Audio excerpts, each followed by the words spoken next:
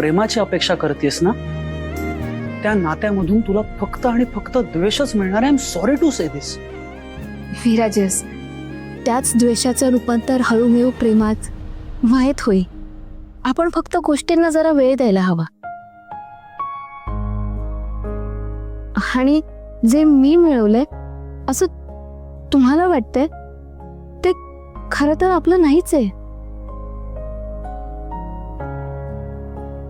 त्यावर खरा हक्क बिराजदार साहेबांचा आहे आणि ते त्यांनाच मिळायला हवं.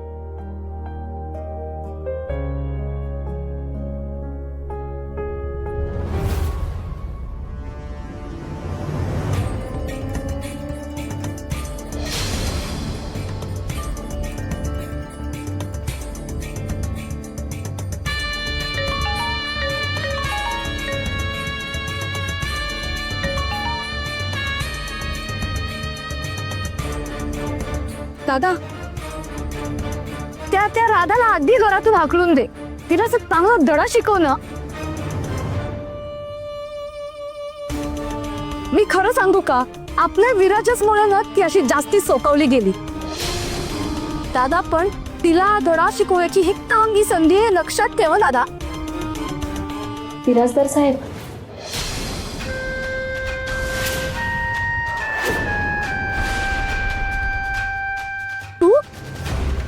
काय ग, त्या बाहेरून आलेल्या माणसांसमोर दादाचा एवढा अपमान करून तुझं पोट नाही भरलं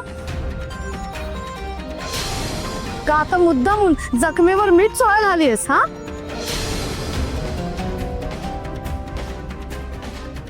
अच्छा दादा, दादा, अरे ती तुला दाखवायला आली की तीच कशी तुझ्यापेक्षा अशी भारी आहे, सरस आहे, हो ना?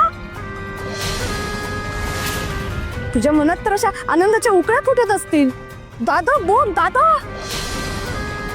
हात्या हो, काय बोलताय तुम्ही? नात्यात कधी स्पर्धा नसतेच. हा, तिला प्रसंगी त्याग करावं.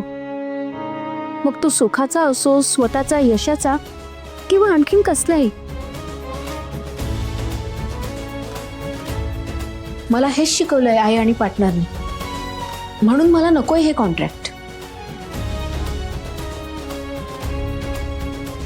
काय?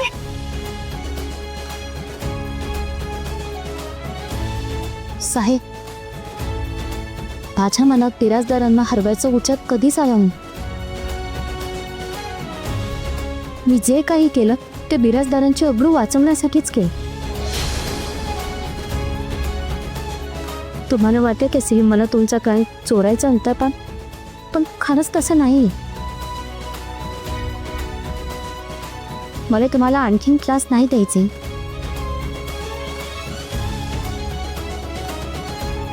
माझ्यासाठी या कॉन्ट्रॅक्टपेक्षा घरचे नाते सगळ्यात जास्त महत्त्वाचे. माझ्यामुळे तुमचा जो अपमान झाला त्यासाठी मी तुमचे मनापासून माफी मागते. पण माझ्यासाठी हे कॉन्ट्रॅक्ट खरंच महत्त्वाचं नाहीये. हे कॉन्ट्रॅक्टवर माझ्यापेक्षा जास्त तुमचा हक्क आहे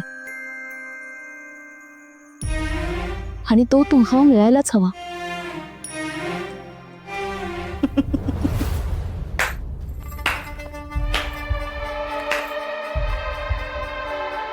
खरंच खूप शातीर मुलगी आहेस ग तू, आणि आतल्या गाठीची सुद्धा.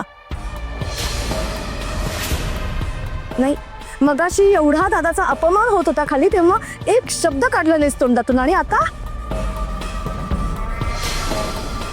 आता कॉन्ट्रॅक्टची भीक देऊन महान बनण्याचा प्रयत्न करतेस का? पण एक लक्षात ठेव, ही भिकेची, उपकारांची गरज तुझ्यासारख्या अनाथ लोकांना असते.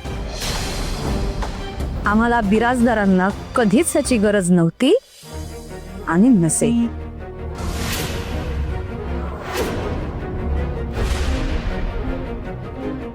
माझा दादा कोण आहे? माझा दादा वाघ आहे, वाघ. माझा दादा असं वाघासारखी ना त्याची शिकार कमावतो. ती अशी आयती शिकार आहे ना, तर हुंगायलाही जात नाही. हा, सो माझ्या दादावर उपकार कोणाच्या आधी कायम एक गोष्ट लक्षात ठेवायची. तुझ्यासारख्या अनाथ अनावरच लोकांना अशा एका झटक्यात तो हाकलून देऊ शकतो. हो की नाही दादा?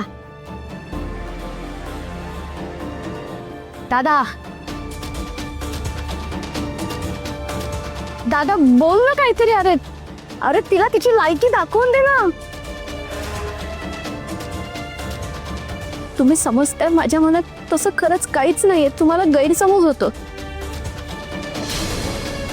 मी जे काही बोलतेय ते खरंच खूप मनापासून बोलतेय. बस बस झाली तुझी नाटकं. दादा अरे तू काही हिला बोलणार आहेस का नाही? बोल ना.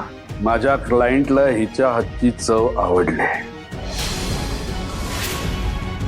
ही काय हिची लायकी काय याने त्यांना काही फरक पडत नाही.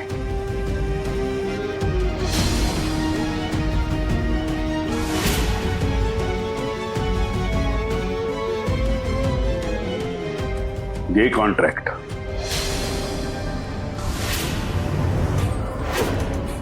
दादा अरे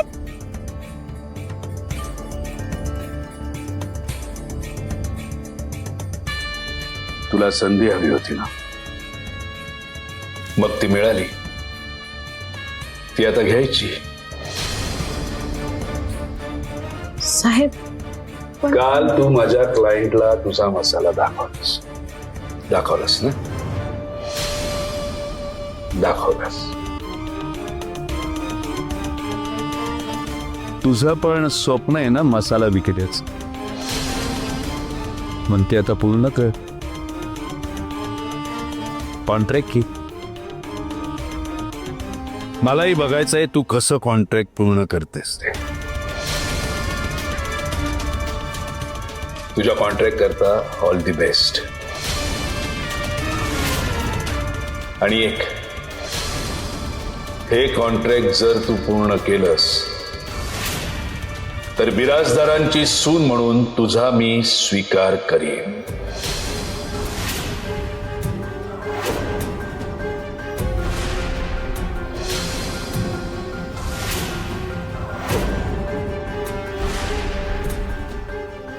अरे दादा तू काय बडबडतोयस?